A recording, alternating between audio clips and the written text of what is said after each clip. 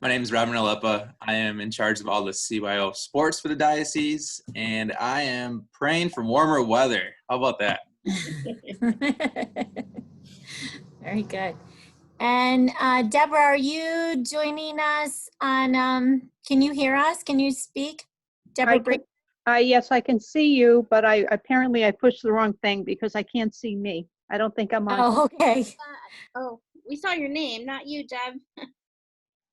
Yeah, so turn your mic back on. You turned your mic off. Turn that back on, and then click on the little video picture at the bottom for your video. Make sure if your webcam is separate, make sure that that's plugged into your computer. I'm on my phone. Oh, okay. All right. There I am. Yeah, hang on a second. Let me leave and go. Okay. She's going to sign on and sign back off. Sign back off and sign back on, I think. All right. Yeah, we're all getting used to this. It's how it is. And all right, let's see if she comes on. Connecting audio. Okay. There she is. There she is. Hi, we can see you. There you are. You want to introduce yourself, Deb?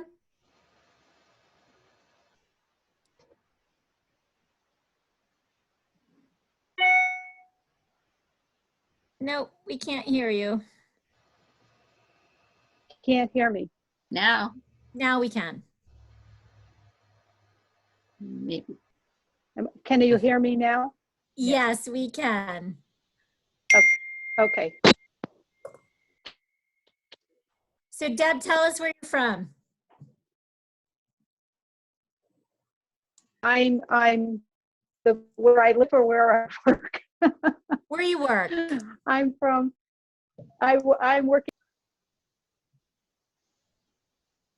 Oh, she muted herself again. You muted yourself again. Always technology fun, you guys. Yes. Okay. Sorry about that. That's okay. So Deb is from Our Lady of the Valley in Hornell. Yes. Yes. All right. Okay, let's begin with the prayer, and I'm going to ask that you mute your microphones, but pray along with us. So put your microphone on mute, and I will pull up our prayer.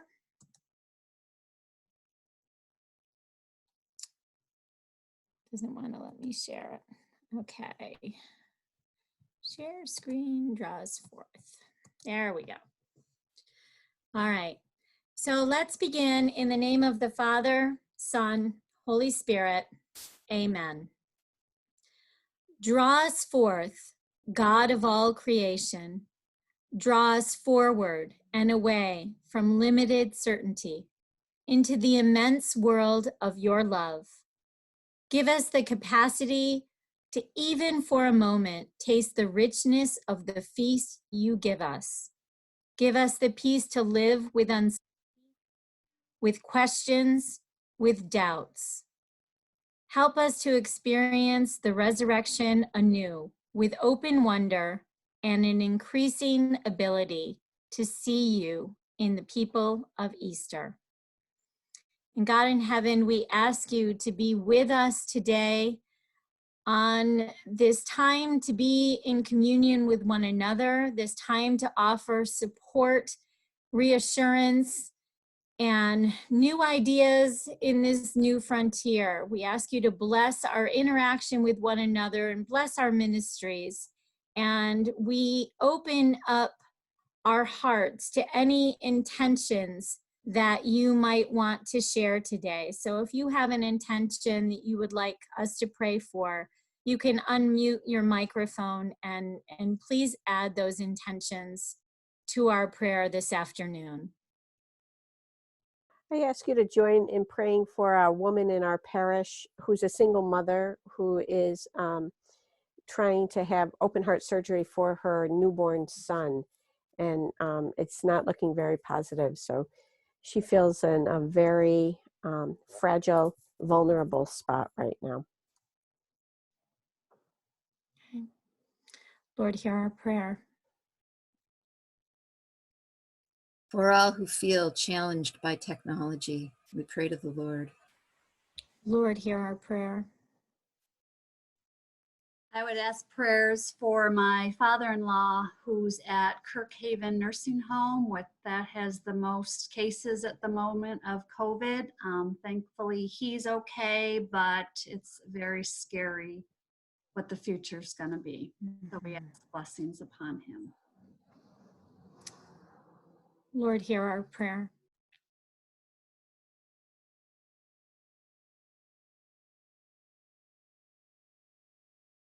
I'd like to pray for a young girl in our parish who just randomly is having seizures, and they found a mass on her brain, and so they've been trying to figure out if they can operate. So if we can hold her in prayer and her family, we pray to the Lord. Lord, hear our prayer. I'd like prayers for my sister-in-law, Marta, who's going through liver cancer at this time. And it's been very difficult for her and her husband trying to get into hospitals and still stay safe. And so I would just ask everyone to please pray for her. Lord, hear our prayer. Lord, hear our prayer.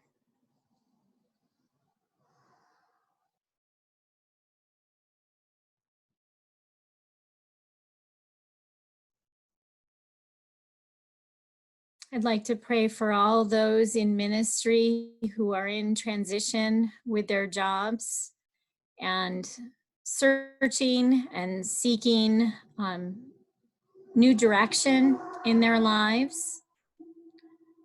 We pray to the Lord. Lord, hear our prayer.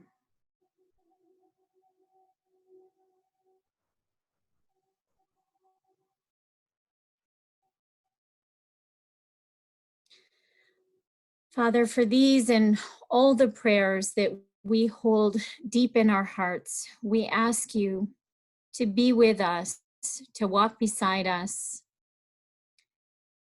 to give us light on our journey, to give us a sense of peace in our uncertainty,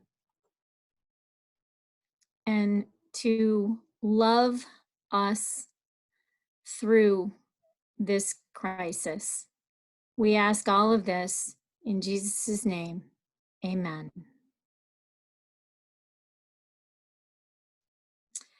Well, thank you everybody for praying with us and adding your prayers.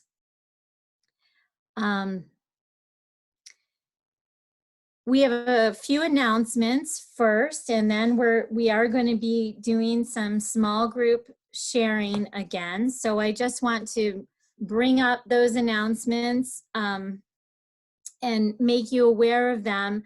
There are 2 virtual conferences coming our way on your computer, that if you have not heard about them, I want you to be aware of them because they are good offerings.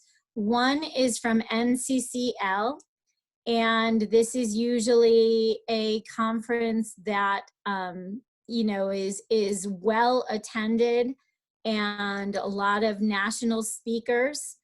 So we will send out the link to that. Maybe somebody I work with can put the link up in the chat. I can't do that and talk at the same time, but that will be a great offering if you want to participate in that. The other conference is a Theology of the Body conference that will be happening, I believe, Mother's Day weekend, and a lot of great national speakers at that conference as well. There is that conference is free, and there is a pass that you can get. We are looking at maybe possibilities with that, but I don't have any answers about that pass yet. Patty brought that to my attention. Thank you, Patty. But it is a great offering for you to learn more, during this time at home and to maybe have some access to some national speakers that you've never had the opportunity to see before. So I think that those are both wonderful opportunities for you, and we'll make sure that they go out in that next newsletter that will come out every time we meet now. We're going to be trying to gather as many of the thoughts that come up during our calls and to send that out in a weekly newsletter where you got your link today. If you didn't get your link from that today, know that we started a new newsletter that is kind of about ministering on the frontier, how we want to minister in this new stage of online ministry, and how we want to minister beyond this. So we're going to be sharing as many ideas as we can. It's a way for us to pinpoint some of the materials that we're hearing about from you, and also to pinpoint some of the things that we've seen on the web that are especially well done, and to bring your attention to them. So we're posting a lot of stuff on our website. We have a lot of things out there. And that's kind of a smorgasbord of opportunities, but we want to hone in on things that we think are particularly good. So if you got a chance to look at that newsletter, you'd see that there were 2 webinars that we found to be particularly helpful. And the reason why we think those webinars are helpful, there's a lot of webinars happening. You could watch a webinar every single day if you wanted to, but a lot of it is repetitious and a lot of it is stuff that we've already been hearing. So if we're hearing new things, we want to draw your attention to it. The one particular webinar on relationship ministry and the loneliest generation with NFCYM that happened this week. If you work with young people at all, you need to watch this webinar. It's really important for us to consider the mental and emotional state of our young people today and how we can best minister to them. And we need to have a maybe different perspective. Maybe it's the same perspective we've already been working within, but if not, then it needs to be a paradigm shift so that we understand how much young people need us as trusted adults, their parents as trusted adults in their lives, volunteers as trusted adults. We have the depth to be able to offer them real relationships based on expertise and credentials and things like that.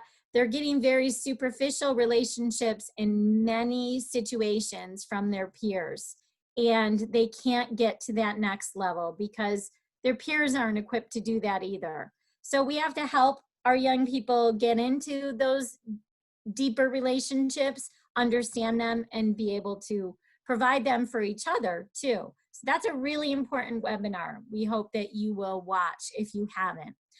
That newsletter will come out every week on Thursday or on Wednesday night with our Zoom link and with any things you might want to think about based on, it will kind of refresh your memory as to what our last call was like. Like we talked about last week, we want our Zoom calls to be productive. We want them to be about moving forward and helping one another move forward with ideas and information, and to look at what's on the horizon with a game plan. So we're going to talk more about that today. Other announcements we have, besides the new newsletter and besides the I'm sorry, I'm pulling up my Teams thing because I have the whole outline here and it disappeared while I was talking. Besides the virtual conferences, we came across a new book that's being put out by 23rd Publications. It is an online downloadable book called how to talk to youth and teens about COVID-19. It's a really great little resource. It's $11.95, and if you download that book, you can share that with all of the parents in your parish. So you have license to share that with the $11.95 download. We want to provide your parish with that $11.95 download as part of our Happy, Healthy, Holy Youth Initiative. So as part of our grant, we're happy to provide that. What I need from you is an email telling me that you would like that, and we will purchase it for you. So we'll purchase them on an as wanted basis, and make sure that it's accessible. It's a short little booklet. I read it this morning. It has good information about how you bring faith into the conversation, especially if children are asking tough questions about, is God angry at us? Or, you know, are we all going to die from this? It's a really good resource for parents to be able to have a conversation with a preschool child, with an elementary age child, with a teen. It breaks it down at all the age levels. So we think it's worthwhile, and we want to be able to provide it to you. And so email me, let me know that you would like that, and we will make sure your parish gets it. And again, you don't have to buy copies for your parish. Once you have the license to share it within your parish. We can't download one copy and share it with all of you because we don't have the license to do that. But we can buy you one for your parish to share widely. Okay, so I think it's worthwhile. What's the name of the book? It is called, it's from 23rd Publications. It's How to Talk to Children and Teens About COVID-19. So I got an email about it this morning, sent it to our staff, and it is also, Mark, thank you. It's in the chat box. So we appreciate what you're doing and the way you are supporting families, and we hope this will help you in your support of families. Okay. And Mark, do you want to talk about what we talked about before our call? Sure. So there has been some developments in our department with the extension of the quarantine or stay-at-home pause, whatever terminology you want to use these days. So starting May 1st, myself and Robert Nalepa will be on furlough status for at least May 15th. We hope that it's not more than May 15th, but it could be for an entire month. It could be longer, it could be shorter. So we are both working on trying to transition some of the things that we've been doing since we've been quarantined, so that those things can continue and we can stay in touch with all of you.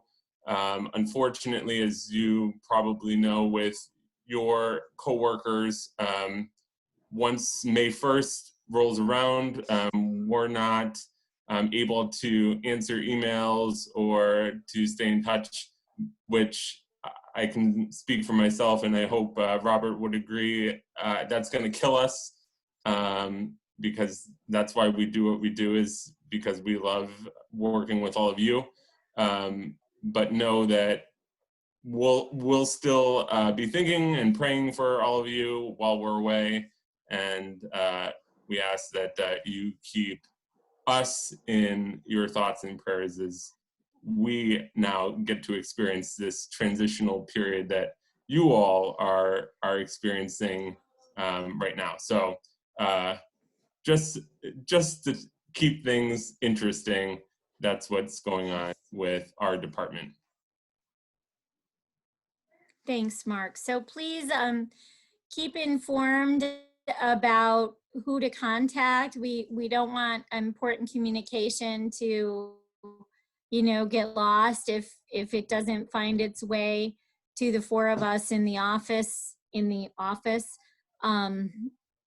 And know that this is going to be hard for our department. So we wanted you to be aware of it and let you know to prepare for that. Okay. That's it for announcements. What I wanted to focus on this afternoon is to give us some more time for conversation. We're going to extend our small group chats by 5 more minutes today so that we have a full 15 minutes to converse with one another and then come back together. But I want to give you a couple of points that I would like us to focus on in the small group chats. I had the opportunity in the hours of webinar watching to watch a webinar called From Crisis to Calling. And I shared that webinar with our team, and we've all watched it or listened to it now.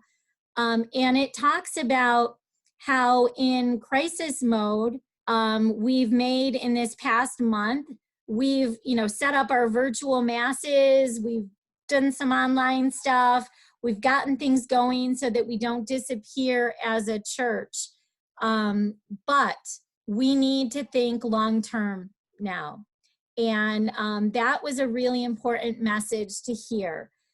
One of the first things that the presenter talked about was the fact that we have, if you can picture, a circle with 2 other circles inside of it. The why is at the center of the circle. The why is how we are discipling people, how we are bringing people into their life as a disciple. You are just the best, Katie. Wow. Okay. So that's really important, this golden circle. The why is at the center. It's never going to change. Our focus is always to bring people into relationship with Jesus Christ. That's what we do as people in ministry. But the how and the what are interchangeable. And for a long time, our how and our what has been pretty consistent. We've been able to maintain a how and what in a lot of our parishes for a really long time. And it's becoming evident that although we will return to some kind of experience of gathering again, I don't think we're all going to be trapped in our houses forever. We will return to something. It might never look the same again. And this is an opportune moment for us to pivot, for us to know that the how and the what can always change. We can always be courageous enough to evolve, and we can always be ready to move forward. It takes a lot. It takes a lot of energy. A lot of you said when we began that, you're learning technology and you're working more hours and it's going well, but it's kind of exhausting to learn this new thing. But we have been incredibly proud of the work that you are all doing, forced into this new reality. But it is likely, though I don't think it is our new normal. I don't want to call this our new normal. There is going to be a mix of this and our old normal, much adapted. And it's a reality. It's going to be that way. So the golden circle is, we know our purpose. We know that our purpose is to bring people into a deeper relationship with Jesus.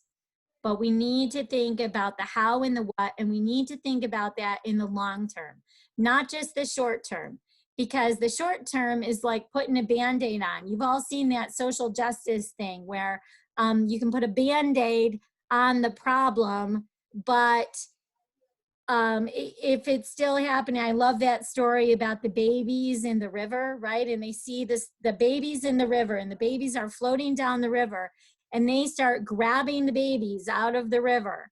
And that's the Band-Aid. The people who are going to make a difference are the people that go up to find the source of how the babies are floating down the river. We need to think about that. We need to not just put a Band-Aid on in the moment, because the moment is going to be longer than fleeting. So we need to come up with these long-term plans. And last week when we gathered, we talked about how what we are doing is going to translate. So is what we're doing right now in this moment an important part of our mission, which is our why? Or is it something that could easily disappear and it's a time filler, kind of like having a child do busy work in a classroom, right? Is it a time filler because we were looking for a quick Band-Aid? Or is it something that is actually pushing forward toward real discipleship? That's what we want to think about. So this webinar talked about a few things. One of the things that I thought was really great is one of the speakers, Katie, can I share my screen? One of the speakers talked about her parish in Massachusetts. And I'm gonna need to find this because it's not showing up on my share screen. Sorry.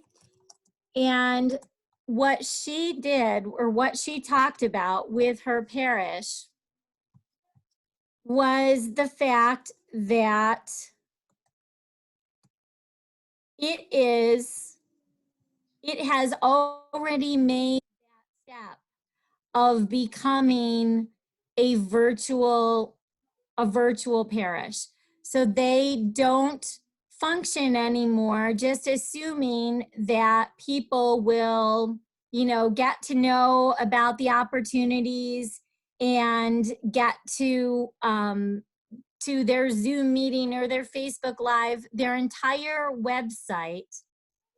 Katie, can you figure out how to share this? I'm trying to share St. Cecilia's in Boston, and it's not showing up on my window to share, and I don't know why, even though I have it open on my screen. Leslie, if you have multiple windows open or applications, you go to share the screen, you might have to go down further where it says show all applications.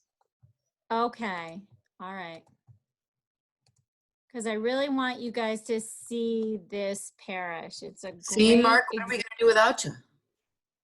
We're all I know. like looking for screens forever. I know. Trust me. Okay, so this is their parish website, and I think it's worth looking at. First thing, when you get to the front page of their parish website, they have already transitioned to understanding that they are now a virtual parish.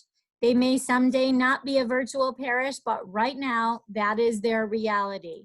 So they have online this week. That is the top thing. People can see it right away. And every single day at noon on Facebook, they share a midday reflection. In order to keep their parishioners connected, they are having parishioners give a reflection at noon every day. Some days the parish priest gives a reflection so that he can stay connected as well, but they're keeping a sense of community, which is really important. A lot of us are doing the ministering. They have now engaged their parishioners in the work of ministry, and they are reflecting. They're not giving a theological reflection. They're talking about how they're getting through, how they're getting through this crisis, how they're getting through homeschooling their kids, how they're getting through trying to have 5 Zoom meetings happening at once in their home and having, you know, the computer get overloaded or the Wi-Fi. So they're giving real life reflections. Then at night, and I know some of you are doing the evening prayer opportunities. Karen, I love your evening prayer, and I know some of the others of you have done that evening prayer. They know that people are zoomed out by that time. So they're not even asking people to talk. They're just playing music because they're Saint Cecilia's and she is the patron saint of music. So they have music by twilight at 7 p.m. so that overstimulated brains can just turn on some music. They're caring about their parishioners' emotional health, and those parishioners are starting to feel more connected to a parish who really cares about their health and well-being. And it's going beyond just a theological Bible study or something like that into just a prayer or time for music and time to move forward as a group and know that we're all in this together. They also have these Instagram channels. They have a channel on Instagram. This is where they're sharing some of their parishioner stories. You might notice that we know this guy, if you've been in ministry for a while. The PhD to the far right there has been one of our speakers before for the ministerium. He's a parishioner at their parish. And they're sharing a faith-filled start to your day. So they're having in the morning, just a morning fellowship. Let's get started. They send out a Zoom link and they say their prayers for the day, or they share the gospel and they have an open conversation. No more than just reading the gospel and what are you thinking about when you hear it? Kind of like Alexio Divina. Everything about their front page is about our virtual church. There is nothing on there that doesn't refer to where they are right now in the journey. And I think that that's really a great example of connecting the community and really helping to move the discipleship process forward, because people are seeing that they've adapted thoroughly. They've really evolved in what they're trying to prepare for people. And everyone is on board with that. As hard as it is, they are talking from a very real part. They don't have to be experts. Not everything has to be a theological class, but they are providing that support, which then makes that parishioner feel that they are loved, cared for, not invisible, even though they're isolated, okay? And I think that's great. So that's an example of connection that we heard about on that webinar. Another thing we might need to consider, a lot of you have summer programming, a lot of you have VBS. Have you thought about virtual VBS? We have talked about this as in some small groups. I was on the computer today with Vicki Waco, and she and I want to start a brainstorming group. What would a virtual VBS even be like if we had to go in that direction? How would we still be able to provide something? If you want to be part of a discussion group that would be brainstorming virtual VBS, let us know. We very much, we're starting to research it online. There are places already thinking about it. We want to gather as much information as we can, and we want a group of ministers who want to start moving forward. Our work with children and families and young people can't stop. So we need to think about how to live in our new reality with them. We also want to think about, different ways that we can do what we are already doing. A lot of you said last week, we talked about connection and making sure that families feel supported. That's our most important purpose right now, is making sure they're supported, whether it's by a phone call or a care package or an email, but going beyond just catechizing them, because most of our catechetical years are kind of winding down, but that point of contact can't. So how are we going to get into truly supporting those families through this? There is going to be a lot of emotional, mental, and physical repercussions from all of this. So the other webinar that I shared in the newsletter was Dr. Tim Hogan talking about that, and he's going to continue to share information about this. We'll keep looking for materials from him, but we're going to need to think about how we help families deal with that support. So what I'd like to do in our small groups now is to break out for 15 minutes. We'll come back and we'll just, wrap up quickly and say our goodbyes. I know I talked a little bit longer, but I wanted to get to all those 3 points and make sure that we had enough information that we might want to discuss in small groups. So when you get into your small group, share what's going on, but also share what you're thinking about for the future. Where's your path headed? What's your why? And how are your what's and how? What are you thinking about that you can do differently? And how can you collaborate? We're still looking for collaboration here. How can you get together with the people in your small group and start working on something together, or the people in your deanery? Okay? So Katie, if you want to put us in small groups, we'll see you in 15 minutes in the big group.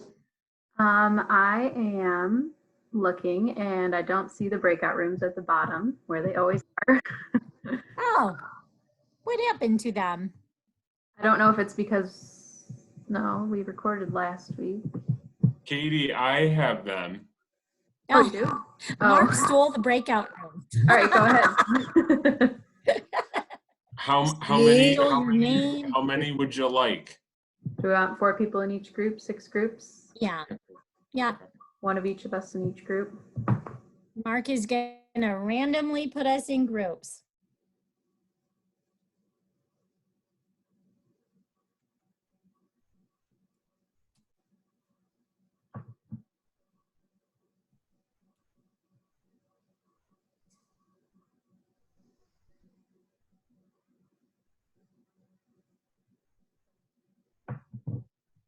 It, and then we'll send it out. Okay, thank you. You can also, if you click the 3 little dots next to the chat area, you can save a copy immediately if you'd like. Oh, okay, thanks. I did that. Yeah, I don't know where it saves to. Your download file, most likely. Mine Okay. goes to documents, and then under documents, there's a folder called Zoom, and then everything that, the videos that I, Oh. and chats and everything saves in there. Okay, well, that's good to know. See, we're learning all the time. We just learned about those chats. We had a big conversation about, did anybody save the chats? There were some things I can't remember about the chat that we wanted to include. So we're making sure we save the chats from here on in, but we didn't realize that they didn't show up on the video. So yeah, every week we learn something new about Zoom, for sure. We had good conversation in my group. I hope you did too. Is there anybody that wants to share any earth-shattering information that you came up with, a huge idea, or anything that you want the rest of us to know before we sign off for today?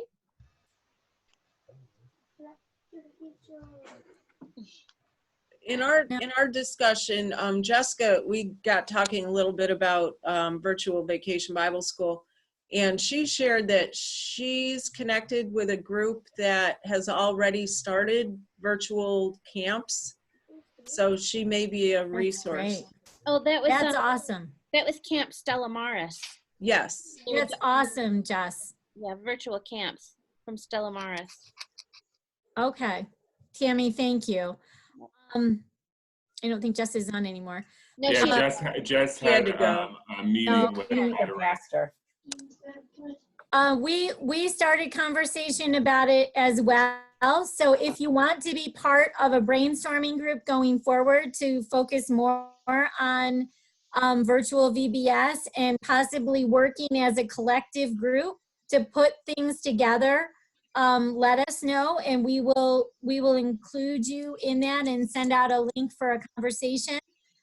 Because I do think that we need to consider how we can continue to minister to families who look forward to things like that. Sometimes it's their big connection to our parish for the summer. So we do that creatively and in a fun way and in a family way, and meet them where we all are right now. That would be really important.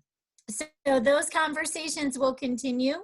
An update of this conversation will be sent out in that newsletter we were talking to. If you have any great articles, webinars, things that you see that you would like to send our way, please do so. You might have seen I shared some of the things that you shared with me in this week's newsletter, and I will continue to do that. So we are a collective brain trust. We are all finding great ideas, and we need to help one another. So please continue to share as much as you hear, see, create with us, and we are happy to share that with the field. And if we didn't share something great that you sent us, it's not because we didn't like what you sent us. We just haven't gotten to sharing everything yet. So we don't want to overwhelm people either. So thank you. Thank you very much for this weekly opportunity to gather and hear from you all. We look forward to it. We hope you look forward to it. We continue to pray for you, and we hope that all of your efforts are blessed, and we so appreciate the work you're doing on behalf of our church. So be well, stay safe, and we hope to see you next week. And the Family Zone newsletter will come out later this afternoon. So be looking for that. And that's all around Earth Day this time. So great. Take care. Thank you so much. Bye, everyone. Bye. Bye. Bye. Have a good one, guys.